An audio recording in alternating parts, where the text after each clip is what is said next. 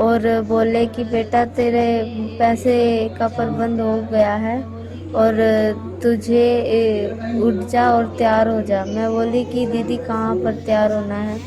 वो बोली कि है ना तुझे किसी और के साथ संबंध बनाने हैं। और मैं 10वीं कक्षा की छात्र रही हूँ अभी, और अभी मैंने एग्ज़ाम दिए हैं 10वीं क्लास के।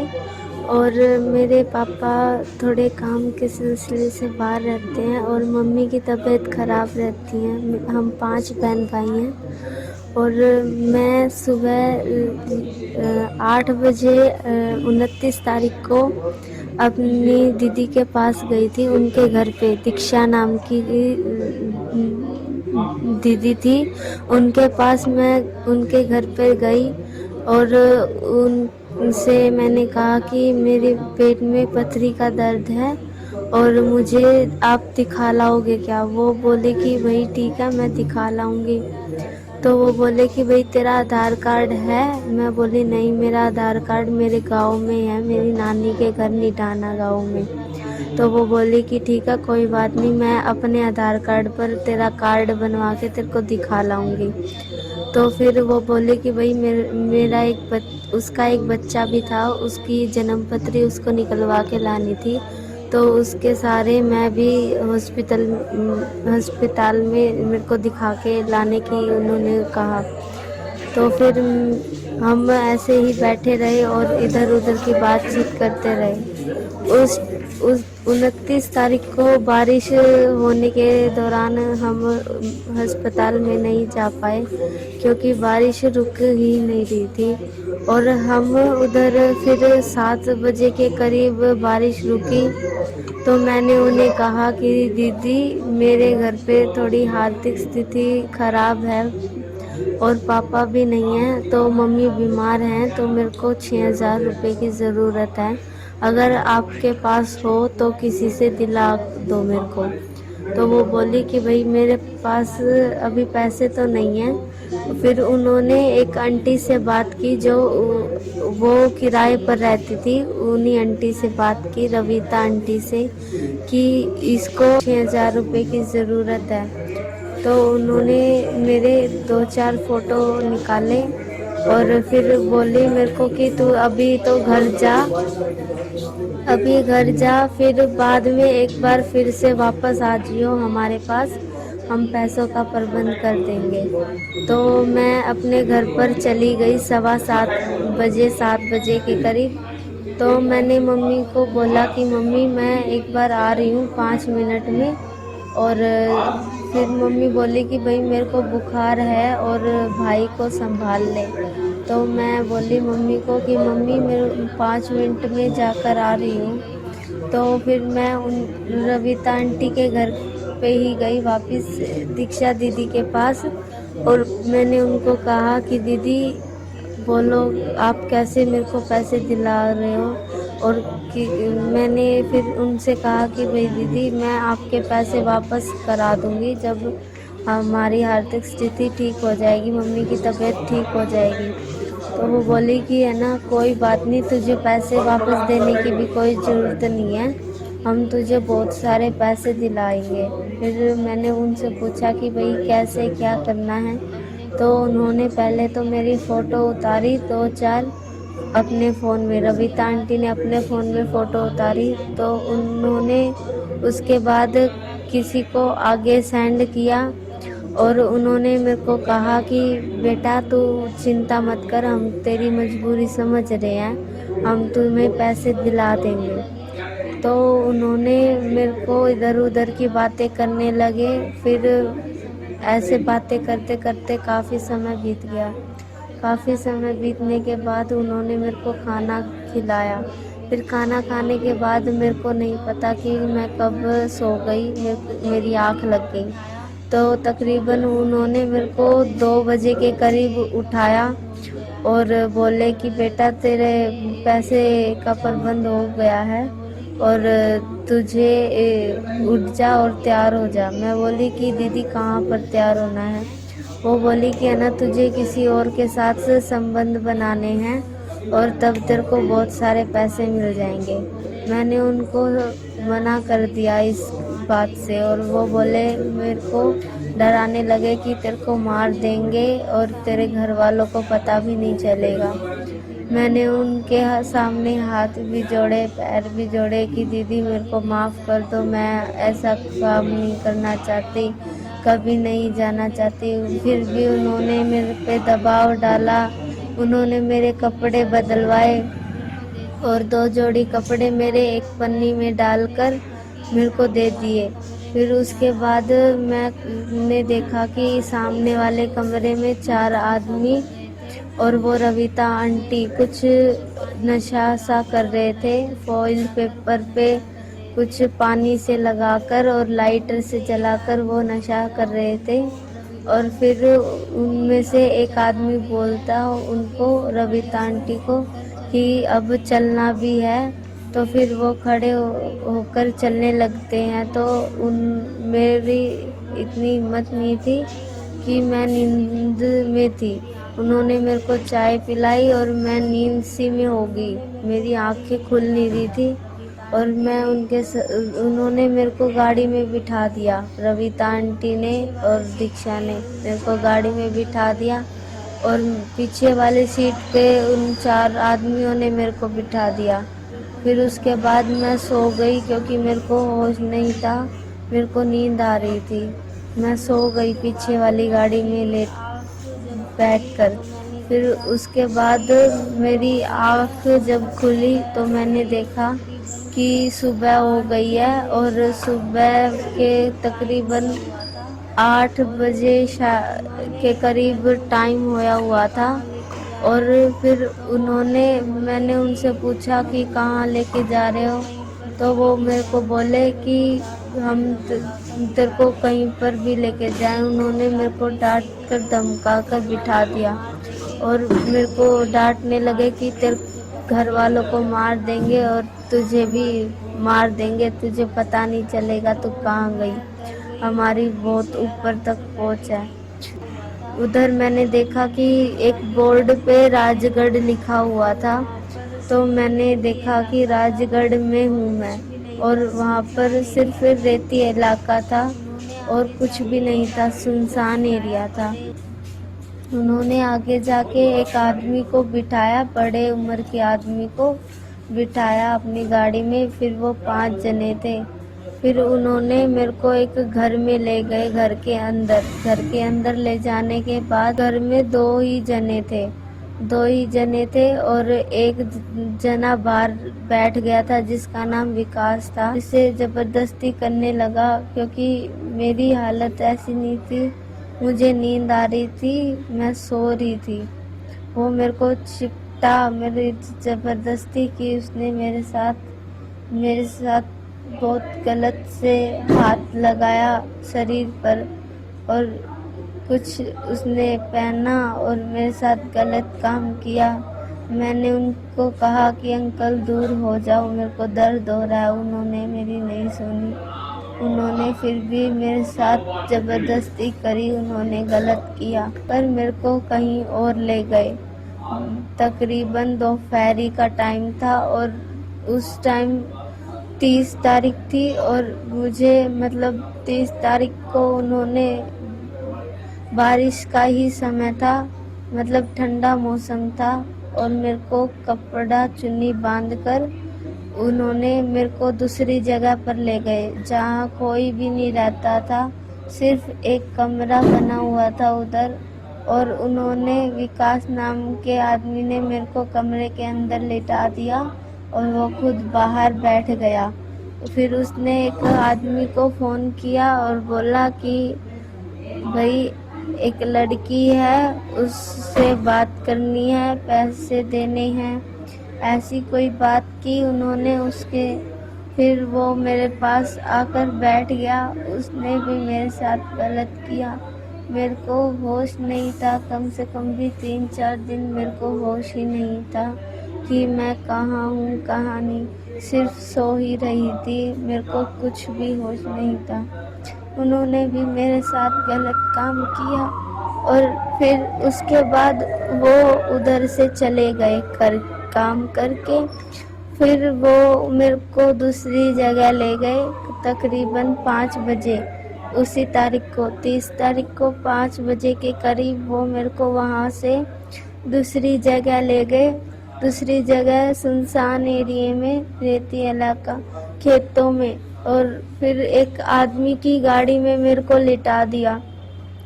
आदमी की गाड़ी में लिटा दिया। तकरीबन वो 35-40 साल का आदमी था और उसने मेरे को खेतों में ले गया, दूर खेतों में ले गया, और वहाँ पर एक कोठरा सा बना हुआ था और उन्होंने मेरे साथ 2 बारी गलत काम किया। और फिर वो उन्होंने विकास को फ़ोन करके बुलाया कि काम हो गया, लड़की को ले जाओ। फिर वो आ गया मेरे को ले जाने के लिए और फिर उनकी दोनों की आपस में बहस हुई पैसों को लेकर कि तूने कम पैसे दिए हैं और चाहिए, ऐसी कोई बात हुई, उनका झगड़ा हुआ। फिर वो मुझे वहाँ से लेकर कुछ दूरी पर आगे जाने के बाद एक और कमरे में, कमरा था क्या था पता नहीं, खेत सा था और रेत भी था उधर, तो उसने उधर मेरे को बिठाया और एक आदमी को और फ़ोन किया। वो पैर से थोड़ा सा चल नहीं पा रहा था, उसके पैर में प्रॉब्लम थी और वो फिर मेरे को एक कमरे में ले गया और उसने भी मेरे साथ गलत काम किया और फिर गलत करके बोला कि इसको ले जाओ। तो फिर वो मेरे को लेके चला गया। वो मेरे को विकास पहले वाले ही कमरे पर लेके गया जहाँ पहले आदमी ने मेरे साथ गलत किया। उधर ले जाने के बाद उसने मेरे को लिटा दिया बेड पे। फिर जहाँ वहाँ पर कम से कम भी 3-4 जने पहले से ही थे और वो भी था, कम से कम भी 7 जने थे वो, और उन्होंने सभी ने मेरे को गलत जगह पर छुआ और वो कुछ नशा कर रहे थे, वही फॉइल पेपर से जलाकर लाइटर से कुछ सूंघ रहे थे और उन्होंने बोतल भी मंगा रखी थी उधर। उन्होंने मेरे को 2 बोतल पिलाई बियर की और मेरे को नशा हो गया। मैं अगर उठती तो मैं गिर जाती। फिर उसके बाद उनका झगड़ा हुआ, मेरे को भी मारा उन्होंने। बोले कि भाई ये तो मतलब हालत ठीक नहीं है इसकी और अभी हमने इसको छेड़ना है, ये ऐसे ऐसे मेरे को छेड़ रहे थे और मैंने उनको बहुत मना किया। तो वो बोले कि विकास मेरे को बोला कि बाइक पे बैठ और चल। उन्होंने फिर मेरे को बाइक पे बिठाया और पीछे से बांध लिया कि मैं गिरूँ ना। तो बांधने के बाद वो अपने गांव के बाहर खेतों में मेरे को ले गया और फिर उधर मेरे को सुला दिया। उसने भी मेरे साथ गलत करने की हाथापाई की, मेरे साथ मेरे को मारा, कान पर भी मारा और तो उसने भी मेरे साथ गलत काम किया। और सुबह जब मेरे को होश सा आया तो सुबह दिन हो गया था और सूरज भी निकला हुआ था। तो मैंने उनके फ़ोन में टाइम देखने की कोशिश की तो टाइम तकरीबन 7:49 हुई थी। मैंने उनको बोला कि मेरे को मेरे घर जाना है, मेरे को छोड़ दो, मेरे को घर जाना है। तो उन्होंने मेरे को 500 रुपये दिए और रोहतक वाली बस में बिठा दिया। बस वाले को बोला कि भाई इनको रोहतक छोड़ देना। फिर मैं रोहतक जाने तक मैं भिवानी तक सोती रही क्योंकि होश ही नहीं था, मेरे को नींद आ रही थी, मैं भिवानी तक सो गई। फिर उसके बाद मैंने एक आंटी से पूछा कि आंटी हम कहाँ पर हैं, तो वो बोले कि हम भिवानी पर हैं। तो तब मैंने कुछ खाया नहीं हुआ था और मैं चाय पीने के लिए नीचे उतरी बस स्टैंड पर भिवानी पर। तो मैंने चाय पी। चाय पीने के बाद मैंने देखा कि बस तो जा चुकी है और फिर मैंने एक दूसरी बस ली भिवानी से रोहतक की। फिर उधर मैं भिवानी से रोहतक गई, हिसार बाईपास पर उतरी। फिर उसके बाद मैं उतरने के बाद मेरे को नहीं पता कि मैं कहाँ जाऊँ कहाँ नहीं, क्योंकि मेरा शरीर पूरा काँप रहा था और दर्द से दुख रहा था। मैं फिर उसी दिन 1 तारीख को अब रविता आंटी के घर पर गई, तो उन्होंने मेरे को कहा कि तेरी मम्मी ने कंप्लेंट कर रखी है और हमारा नाम नहीं लेना, अगर हमारा नाम लेगी तो हम तुझे मार देंगे, हमारी बहुत ऊपर तक पहुंच है। मैं इस बात से डर गई। तो वो बोले हमारे साथ मिलकर चलेगी तो तेरे को खूब बहुत पैसे दिलाएंगे। तो फिर मैं डर गई। उन्होंने कहा कि है ना कि भाई 2 दिन अगर से पुलिस वाले पूछें कि कहाँ पर थी, तो फिर वो बोली कि 2 दिन से मैं हॉस्पिटल में थी और बारिश होने के कारण मैं अपने घर नहीं जा पाई। तो फिर मैंने पुलिस वालों को भी ऐसे ही कहा और फिर मैं उनके घर से बाहर आने लगी तो मेरे को मेरी मम्मी मेरे घर गली के सामने ही मेरे को मम्मी मिली और मम्मी ने पूछा कि बेटा कहाँ पे थी, क्या गई थी। तो मैं उस टाइम कुछ नहीं बताया मैंने मम्मी को कि मेरे साथ ऐसे हुआ। जो उस आंटी ने मेरे को कहा कि भाई मैं 2 दिन से हॉस्पिटल में थी और उधर ही सो गई थी, बारिश ना होने के कारण मैं नहीं आ पाई। तो मैंने वैसा ही मम्मी को और पुलिस वालों को बताया। तो फिर पुलिस वालों के पास जाने के बाद मैडम को बुलाया गया, मुझसे पूछताछ की गई। फिर उसके बाद मैंने मैडम को भी ऐसे ही बताया। तो मैडम को बताने के बाद वो मेरे को जज मैम के पास लेके गई। जज मैम को मैं पुलिस वाली मैडम ने मेरे को बोला कि जो तूने मेरे को बताया है वही पुलिस जज वाली मैम को बताना है। वही मैंने जज को बताया कि भाई मैं 2 दिन से हॉस्पिटल में थी और वहीं सो गई थी, बारिश ना होने के कारण मैं वहीं सो गई थी और घर पे नहीं आ पाई। तो फिर बोली कि भाई चलो ठीक है। फिर मेरे को जज मैम के पास से आ गई। फिर पुलिस वाली मैडम मेरे को हॉस्पिटल में सिविल हॉस्पिटल में ही लेके आई डॉक्टरी कराने के लिए। और मेरे और मम्मी से बोलने से पहले ही वो मेरे को बोली कि डॉक्टरी कराने की कोई ज़रूरत नहीं है। तो मैंने उनकी भी दबाव में आके मैंने उन डॉक्टर मैडम को बोल दिया कि मैंने डॉक्टरी नहीं करानी। तो फिर उन्होंने मेरे को बोला डॉक्टर मैडम ने कि भाई यहाँ पर बयान में लिख कि भाई मैं अपनी शरीर से स्वस्थ हूँ और किसी ने मेरे साथ कुछ गलत काम नहीं किया है। तो मैंने वैसा ही लिखा जो डॉक्टर ने बोला।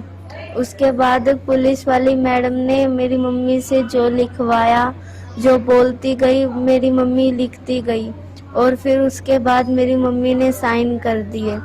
फिर पुलिस वाली मैडम बोली कि चल ठीक है, अब मतलब डॉक्टरी कराएगी तो मेरा टाइम वेस्ट होएगा और मेरे को और भी काम है। तो फिर जैसे जैसे पुलिस वाली मैडम बोलती गई मैंने वैसे वैसे किया उनकी दबाव में आके। और मम्मी को जैसे उन्होंने बोला पुलिस वाली मैडम ने, मम्मी ने वैसे ही लिखा और फिर उसके बाद मम्मी ने साइन कर दिए और मैंने भी कर दिए। फिर उसके बाद मैडम मेरे को बोली कि चल ठीक है, अब मामला यहीं रफा दफा कर देते हैं और केस बंद हो जाएगा, क्यों ज़्यादा झंझट किया। और मेरे को अब इंसाफ चाहिए, मैं अपनी हक की लड़ाई। जी, आपका क्या रिश्ता है गुड़िया से? गुड़िया मेरी बेटी है। तो क्या मामला है सारा और क्या क्या अभी तक कार्रवाई हुई है इस मामले में? मामला ये है कि वो 29 तारीख को घर से बाहर गई थी 7:30 बजे के करीब। तो उसके बाद वो मेरे को तो नहीं पता कहाँ गई कहाँ नहीं, पर उसने बताया वापिस आके कि दीक्षा नाम की एक महिला मेरे को लेके गई एक मकान पे मकान पे लेके गई तो वहाँ पे एक क्या नाम था दक्षिण उसका, रविता नाम की महिला से मिली। तो उसके पास गई और उससे मिली। तो उसके बाद वो थोड़ी देर बैठी, बात करी। तो उसने कहा कि मैं अपने घर जाना चाहती हूँ। तो बोली थोड़ी देर रुक जा, तू घर मत जाओ, क्या करेगी घर, थोड़ी देर और बातें कर लेते हैं। तो उसने दीक्षा ने चाय बनाई उसके लिए, और तो चाय पीने के बाद वो वहाँ पे सो गई। तो जो दीक्षा है ये जानकार है गुड़िया की? हाँ, दीक्षा वो थोड़ा बहुत जानती है, ऐसे पड़ोस में वैसे कोई खास जानकारी नहीं है, ऐसे भाई बस ठीक थोड़ा है। बहुत। ठीक है, फिर जब गुड़िया आ गई तो उसके बाद आपने कंप्लेन वगैरह करी, तो क्या अभी तक कार्रवाई हुई है इस मामले में? अभी तक कोई कार्रवाई नहीं हुई है। सर ये मामला है एक नाबालिग लड़की का, जिसकी उम्र 15 वर्ष है। उसके साथ कई लोगों ने मिलकर गैंग रेप किया है।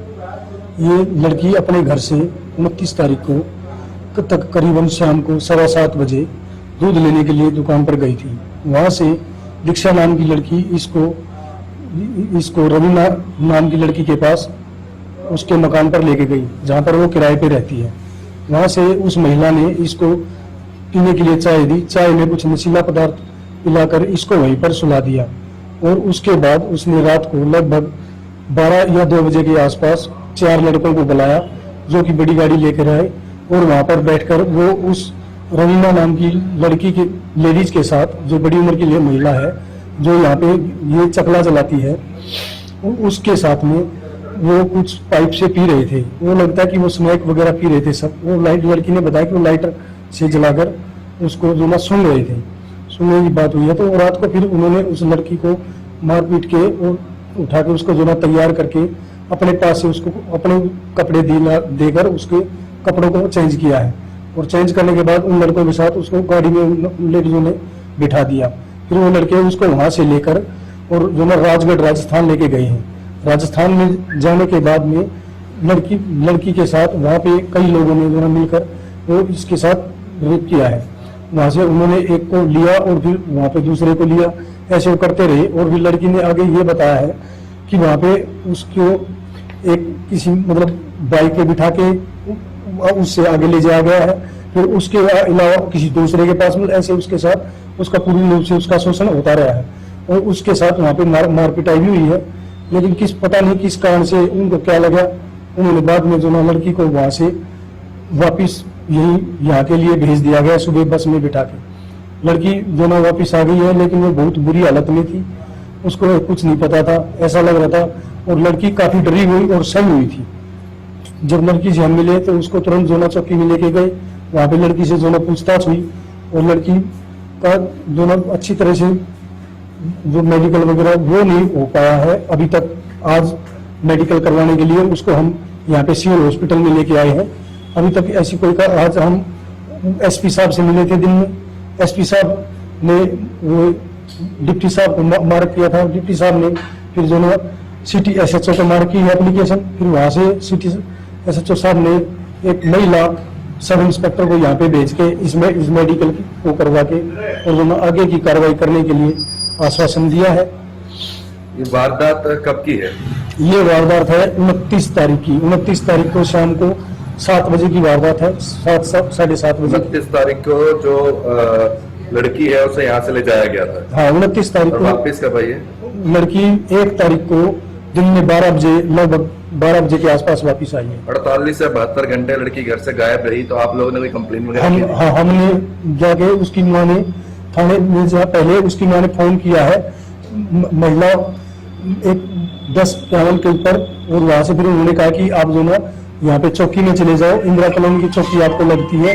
फिर वहां पे जाके लड़की ने जो ना अपनी कंप्लेंट लिखवाई, उसकी माँ ने अपनी कंप्लेंट लिखवाई है, और उसके बाद में उसकी माँ को उन्होंने ये थाने में भेजा। लेकिन कंप्लेंट होने में जो ना काफी टाइम लग गया, परंतु उसी टाइम पे जो ना कंप्लेंट नहीं हो पाई, उसमें काफी टाइम बीत गया था। आज 6 तारीख हो गई है और लड़की 1 तारीख को आई थी। 5 दिन से मेडिकल क्यों नहीं हो पाया? लड़की को पहले मेडिकल में लाया गया था, लेकिन क्या पता किसी कारण से जो महिला रही है, उसने महिला पुलिसकर्मी रही है, वो उसने पूर्ण रूप से मेडिकल नहीं कर तो आप लोगों ने मेडिकल के लिए दबाव नहीं डाला? रहा। हाँ, बहुत दबाव डाला, लड़की के ऊपर भी बहुत दबाव डाला है, इसलिए आज हम इसके लिए हम एसपी साहब से मिले हैं। तो क्या आप लोग के ऊपर किस तरह का दबाव डाला जा रहा था किसी की तरफ से? मतलब किसी की तरफ से क्या आप लोग के ऊपर कोई दबाव था मेडिकल ना करवाने का? मेरे ऊपर तो कोई दबाव नहीं था, लेकिन लड़की कह रही है कि उसको डराया जा रहा था। अच्छा, ठीक है। तो अभी आपको क्या आश्वासन मिला है? आश्वासन नहीं मिला कि आज आपका मेडिकल हो जाएगा और उसके जो ना तुरंत बाद हम जो ना आगे इसमें केस में कार्रवाई करेंगे और दोषियों को जो ना गिरफ्तार किया जाएगा। तो आज आप यहाँ पर सिविल हॉस्पिटल में आए हुए हैं। आपके दर्शकों को नमस्कार। मैं सुरेंद्र पांचाल, युवा प्रदेश अध्यक्ष लोकतंत्र सुरक्षा पार्टी। मामला ये है कि एक 14 से 15 साल की लड़की शाम को दूध लेने के लिए घर से निकली और उसका किडनैप हो गया, अपहरण हो गया। और 29 तारीख की बात है और करीब 48-49 घंटे वो लड़की बाहर रही। 1 तारीख को वापस घर पे पहुंची है। 29 तारीख को ही उसका अपहरण का केस दर्ज करवा दिया गया, एप्लीकेशन दे दी गई। लेकिन पुलिस ने अभी तक, वो लड़की 1 तारीख को आ गई, आज 6 तारीख हो गई, अभी तक उसका मेडिकल आज अब हुआ है। 6 तारीख है, 5 दिन में बाद आज उसका मेडिकल हो रहा है। ये प्रशासन की कितनी बड़ी लापरवाही है। वो आज भी तब हुआ है जब उसके घरवाले एसपी साहब से जाके मिले हैं, उन्होंने डीएसपी को एप्लीकेशन मार की है, उन्होंने जब जाके इसका मेडिकल करवाया है। तो मैं ये कहना चाहता हूँ प्रशासन से, लोकतंत्र सुरक्षा पार्टी का जिम्मेदार पदाधिकारी होने के नाते और ओबीसी समाज की तरफ से, अगर सोमवार तक उस एसएचओ के खिलाफ जो भी जांच प्रशासन ने करनी है वो जांच करके उसके ऊपर कानूनी कार्रवाई की जाए कि 5-5 दिन तक इतने संगीन मामले में वो इसको पैसे लेके रफा दफा इस केस को करना चाहता है। और कोई लेडीज कांस्टेबल भी है, आईओ है, एएसआई है, जो भी है वो, उसने भी इस लड़की को डरा धमका के मेडिकल ना कराने के लिए गाइड किया है कि तुम मना करते कि मेडिकल मुझे नहीं कराना, मेरे साथ कुछ नहीं हुआ है। तो उससे आईओ है, एएसआई है, जो भी है वो लेडीज कांस्टेबल, उसके खिलाफ भी मामला जांच हो और उसके खिलाफ भी केस दर्ज करके उसके खिलाफ भी कानूनी कार्रवाई हो। वरना सोमवार तक का मैं अल्टीमेटम दे रहा हूं प्रशासन को, वरना तो मंगलवार को हम इंदिरा कॉलोनी चौकी का घेराव करेंगे। आपको कैसे पता चला इस? मेरे को अभी ये लड़की के मामा ने करीब 2 घंटे पहले फ़ोन करके मुझे बताया कि हमारे साथ ऐसे ऐसे हो रखा है और हमारी कोई सुनवाई नहीं हो रही है। तो मैं आया तुरंत, तो मैंने यहाँ मेडिकल में आके देखा, तो अब इनके साथ कोई दूसरी कांस्टेबल आई थी जिसने अभी इसका मेडिकल चेकअप करवाया। अब कहाँ है कांस्टेबल? कांस्टेबल अभी वो चली गई मेडिकल चेकअप करवा के। वो कल सुबह 11 बजे उनको बुलाया दोबारा।